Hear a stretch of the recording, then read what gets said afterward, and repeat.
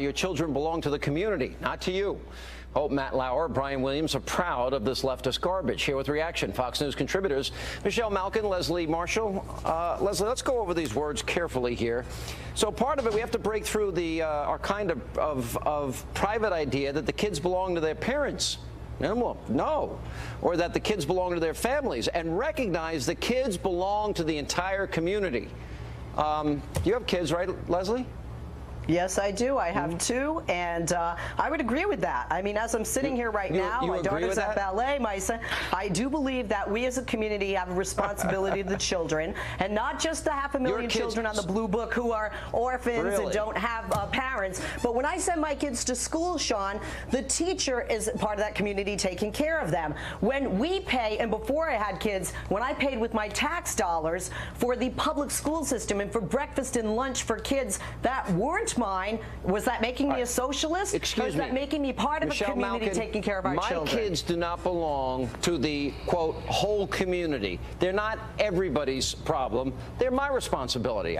And you know what? That doesn't mean we don't take care of kids in need. We do. We're a compassionate society.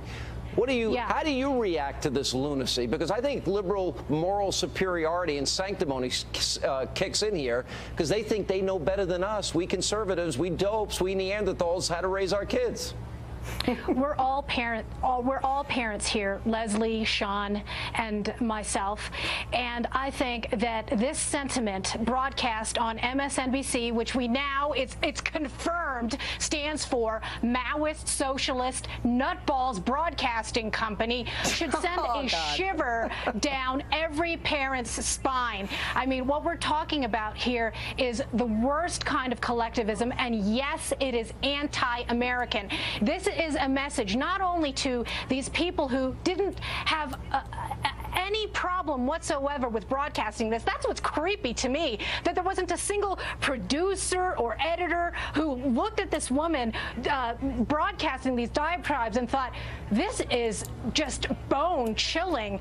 I think there is something that every parent who believes in the primacy and the sacrosanct nature of the family as the building block of civil society wants to say to these progressives who claim that their children belong to everybody else. You know what it is? Hands off my kids. Exactly. My kids are not your guinea pigs. My kids are not your cash cows. My kids' minds are not for you to propagandize, and my kids' futures are not for you to raid in the name of social justice and the need for more failed investments. I think there's a deeper level here, Leslie, that we have seen, and you know, liberals often say conservatives, they're trying to impose their values on society.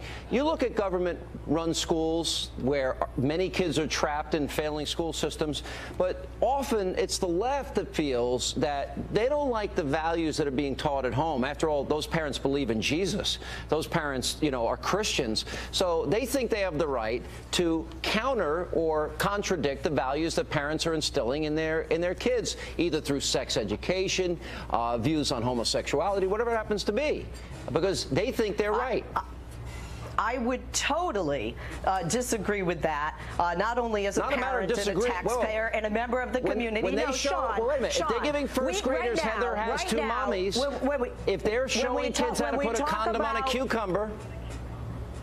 Well, you want no abortion, stop the pregnancy, that's a whole other topic. Michelle, I love your passion, but I want to know where the passion is by Americans on the right, since I am on the left and such a loon, that thousands of children tonight will go to bed hungry. Whose responsibility are they if their parents can't afford to feed them? Their parents, we throw the child under the bus. This is an alien, this is an alien concept to you. The child is thrown under the bus. Leslie, let her answer. I know.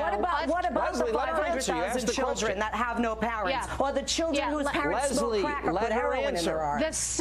A civil society relies on parents and private charity and churches and local organizations and local governments and state governments to be the primary caretakers and carers of the children. You want to talk about federal investments? I mean, you people do not operate in reality. You've got these people at MSNBC that bemoan the fact that we don't invest enough. Fact. The OECD reports that the United States now, it spends more per capita on education than any other of the 34 wealthiest countries in the world, except for Switzerland. The amount of money that we have spent on discretionary at the federal level alone is now $51 billion. That's on top of $34 billion for mandatory Pell Grants, $4 billion for Race to the Top. And you look at every single liberal paradise where all they do is spend, spend, spend, and the record is one of abysmal failure for children. Are we talking about morality? If there's a kid across the street hungry, I'm not looking to the church. I'm going to give them some food. All right, my question to you is, in this ad, she says that you have a right to health care, right to education, right to decent housing, right to quality food at all times. I don't have a problem with the safety net, but when 1 in 5 children live in poverty, the government now has failed people because they have taken over such a large part of the economy. But that's a different story. I mean, is there anything that you don't think should the government provide health care? Yes. Dental care? Yes. Housing? Yes. Obama phones? Yes. Clothing? What, we're going to have the Obama clothing line coming out next? I'm just wondering, at what point do you say government doesn't need to be involved in every aspect of people's lives, the states, local communities, churches, that they can fill the void here? Does that come into your thinking at all, Leslie? It does. As a matter of fact, last night I was watching a documentary on Mormonism. I kid you not, I'm not a Mormon. And I was blown away by something that they have an entire square in Salt Lake City, Utah, where everything is free for not just members of the church, but members of the community who are in need. We need to do more of that. Church attendance is down, and that means money in the coffer is down and less to give to those children through charitable organizations. All right, well, we got to Bottom line, look at every Democrat-run city. Chicago, Detroit, Philadelphia, Los Angeles. These liberal hellholes have proven impervious to social justice. Thank you both.